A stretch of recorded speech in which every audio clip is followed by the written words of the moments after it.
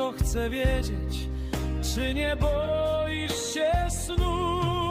Gdzie jesteś, Mateuszu, synku? Gdzieś